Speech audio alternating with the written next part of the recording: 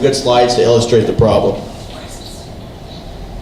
All right, so there's the number of births in Canada. So you can see obviously the bulge there for the baby boomers, and you see how that's been tapering off. So people just aren't having enough kids anymore, to be quite frank. We have not as bad as some European countries, but a birth rate that's well below the replacement rate of 2.1, and considerably below the United States actually as well. So that's an issue. And another reason why that's an issue is for many things in this country, particularly our healthcare system, it's a pay-as-you-go system. So we don't have a thing where obviously all of your healthcare costs that you incur come later in life, but no one's putting money aside to pay for that. So it's always been a pay-as-you-go system. So the generation behind you is normally paying the majority of the tax burden that pays for the generation before them healthcare. But now that we have a bulge in the population, we're going to have a small workforce paying the healthcare costs for a large number of retirees. There you see that being illustrated with the median age of Canada, obviously growing substantially. This is the population pyramid of Canada. Again, you can see the bulge in the middle. You can see how it's projected to change. I'm not sure if everybody can see that here. So you can see where we're in 1956. We got a nice pyramid shape there with a large bulge at the bottom. You can see it changing in the blue, which is 2006, and then where it's projected to go by 2056.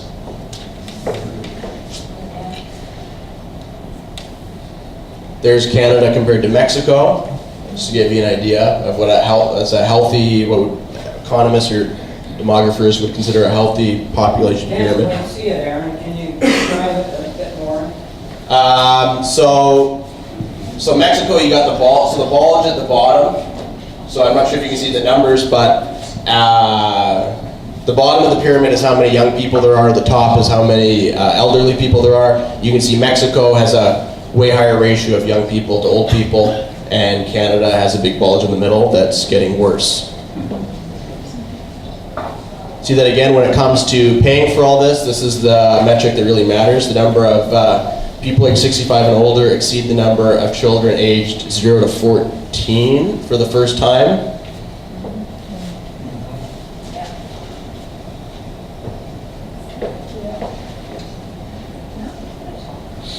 There's the workers to retirees ratio. Again, very important for a country that has a pay-as-you-go healthcare system, which is the largest government expenditure, in addition to other benefits like old age security.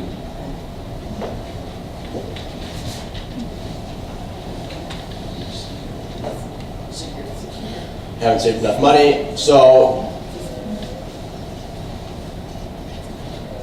you see the life expectancy rising, which is of course increasing things like, which is obviously a good thing, but increasing old age security and all these other benefits. So before, is all these problems compounding each other.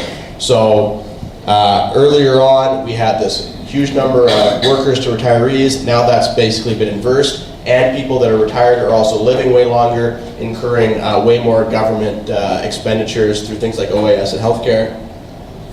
There's the public healthcare spending per person by the age group there. Obviously, it's reasonably common sense.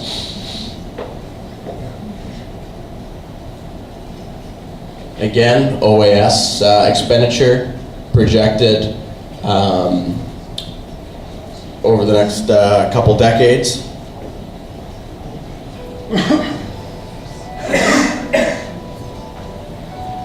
So this is in constant dollars, so this is inflation adjusted.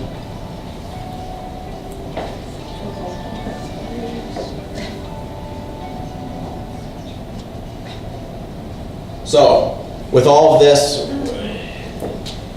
you would think with the worker to retire ratio flipping on its head, with the aging population, people living longer, we would have saved some money. But of course, as you just heard, we didn't save some money. In fact, we borrowed tons and tons of money.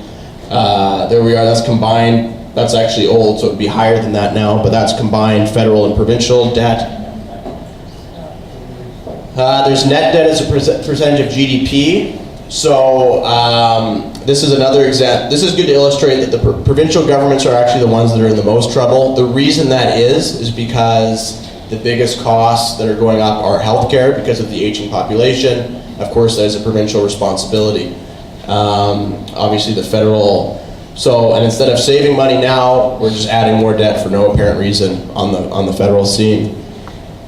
Here you can see Ontario. Ontario is the largest sub-sovereign borrower in the world. So you hear about California being in financial trouble. Yeah, not so much compared to what we got going on over here.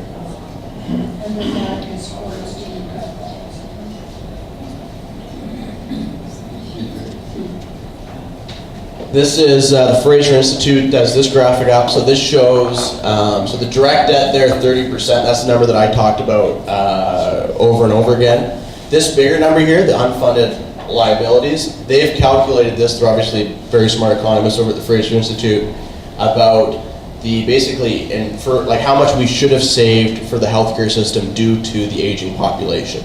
So that actually dwarfs our national debt.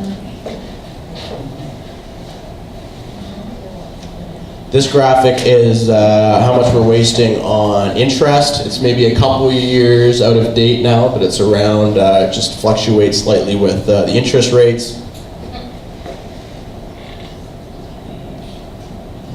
There's an example, this is across the country, so education spending compared to interest on the debt. You think of the opportunity cost of all of that interest. We'll balance the budget. So there's debt repayment at $10 billion a year. This government's currently borrowing $20 billion a year, so got a ways to go. Of course, when you start paying down the debt, you start at $10 billion, but then you also start saving interest over and over again. So if you put that interest and add it to the $10 billion that you're actually paying, you can see that curve going up where you start saving exponentially more and more money. And at the end of the rainbow there, you'd be saving that $60 billion a year to spend on other things or return to taxpayers. Change the retirement age, this one's a bit more contentious, but it's also just a matter of math to an extent. When they brought in the retirement age, you saw that graph earlier about how, oh there it is right there, life expectancy at birth.